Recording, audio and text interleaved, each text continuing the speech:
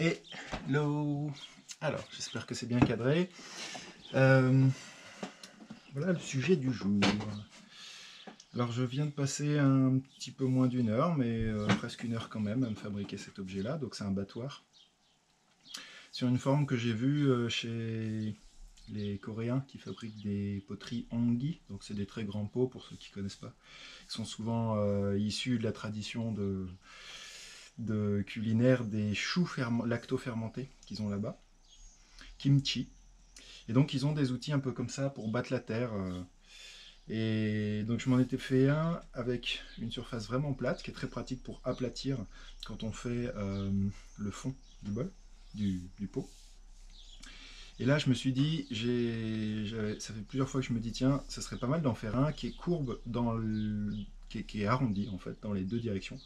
Alors dans les deux directions, c'est-à-dire que ici, j'espère qu'on voit bien, voilà. Ici il est arrondi, et ici il est aussi arrondi. Voilà. Et donc j'ai essayé de matérialiser une jolie courbe assez régulière partout. L'idée est de pouvoir alors cabosser ou décabosser surtout en fait en l'occurrence là, d'aller venir travailler sur des bosses qui seraient créées éventuellement et de remettre en forme. Alors à titre d'exemple ici voilà, je suis en train de travailler sur une série de bols. Voilà. Je vais essayer de la placer dans le dos. Voilà, donc c'est des bols qui sont assez réguliers, qui sont faits, j'ai fait une petite vidéo il n'y a pas longtemps, qui sont faits en commençant à la motte au pinçage. Et puis une fois qu'on a ouvert, percé et ouvert le volume au pinçage, je viens sur le tour et je monte la fin des murs. Voilà, donc quand ça sèche, typiquement, donc la consistance du cuir, le plus vite possible, dès que les bords sont assez durs pour supporter le poids. Là, ça sèche assez vite parce qu'on est en été et qu'il fait chaud ici dans l'atelier. En général, dès que ça sèche un petit peu, ça se rétracte et donc du coup, il y a des tensions sur la partie plate qui se créent. Et on a typiquement un petit soulèvement ici. Voilà, alors, je ne sais pas si on va le percevoir à la caméra. Voilà, mais du coup, on a ici cette forme un petit peu dérangeante parce que si on laisse ce mouvement-là s'amorcer, pendant le séchage, on risque d'avoir de plus en plus ce genre de déformation-là, jusqu'à arriver éventuellement, donc là au tournassage, d'ici quelques heures, je vais pouvoir faire mon pied, tout ça. Mais ici, si je viens pas corriger le défaut, et vraiment à la racine, c'est-à-dire pas que la bosse au centre, mais vraiment l'endroit où la tension commence, c'est-à-dire du début de l'extérieur vers l'intérieur, si je le fais pas maintenant, on va continuer à avoir cette dynamique-là, et une fois que j'aurai fait mon pied, que j'aurai laissé sécher, il se peut que le centre, qui normalement aura été tournassé, revienne dépassé de mes bords. Et donc du coup, bah là, ça fait que soit on est obligé de retravailler au centre, soit le fond est déjà trop mince, à ce moment-là, c'est une poterie de perdu. Donc cet outil qui est courbe dans tous les sens, il va me servir à ça. Vous avez vu que je l'ai centré un petit peu, voilà, c'est pas besoin d'être monstrueusement centré, mais c'est pas mal si ça l'est. Et donc je vais venir rabattre le centre, mais je vais vraiment partir de l'extérieur.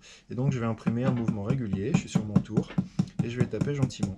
Ce qui est génial là, c'est que je sais qu'avec la courbe que j'ai créée, à aucun moment je crée de marque, et progressivement, j'avance vers le centre. Voilà. L'idée, c'est pas de créer une autre déformation dans l'autre sens, hein, parce que sinon on va accentuer un bombé, un convexe à l'intérieur du pot, c'est pas ce qu'on cherche. Mais là, l'idée, ça va être de travailler. Là, je peux encore retravailler un petit peu ici. Je sens qu'il y a encore une légère inflexion. Voilà. Là, je vais vraiment travailler sur l'extérieur, par petites touches. Et le fait de faire ça, je vois bien que ça repousse vers l'intérieur. Et donc, du coup, en partant de l'extérieur, je vais progressivement, alors là on le voit pas parce que forcément je tapote, mais mon outil au début il est un petit peu plus incliné comme ça, de cette manière je viens choper la bosse qui est ici à l'extérieur et petit à petit je vais rester au même endroit, mais mon outil il va progressivement se relever, ce qui fait que je vais avancer vers le centre. Voilà. Donc je pars de l'extérieur et là je vais venir chercher le centre.